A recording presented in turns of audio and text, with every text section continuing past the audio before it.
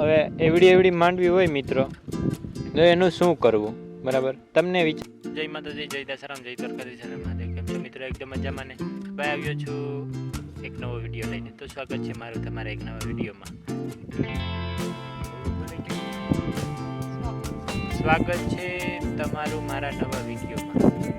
કેમ છો ભાઈ? મજામાં?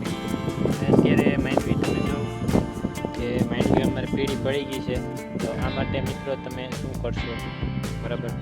જો તમારી માંડવી પીળી પડી ગઈ હોય તો તમે શું કરશો, અને માંડવી આવી ઝીણી હોય તો તમે શું કરશો, બરાબર?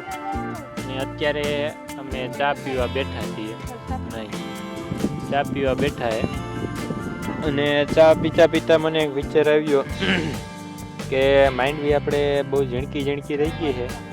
આ તમે જોઈ શકો છો કે હજી જઈને વાવણી કરી હોય ને ત્યારે કેવડી થાય છે, 15 દિનની એવડી છે.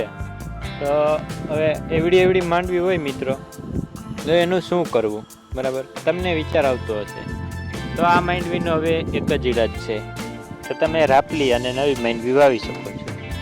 જી હા મિત્રો, એક નવી માંડવી વાવી અને તમે કદાચ અનુભવ કરી શકશો કે આનેથી મોટી માંડવી થાય કે નહીં. પણ જો મોટી માંડવી ના થઈ તો તમારી બધી મહેનત પાણીમાં જાય. અને અત્યારે અમે ચા પીવા બેઠા છીએ, બરાબર? અને મૂલી છે, આપણે 4 મૂલી છે, અને એ લોકો બેઠા છે. અને એક ભાઈ આપણે છે જેને આપણે માર્ગદર્શન લેવાનું છે. એમપીમાં કઈ રીતના વાવેતર હોય, શું હોય, એ બધું આપણે જોઈશું. અને અત્યારનું વાતાવરણ પણ તમે જોઈ લો.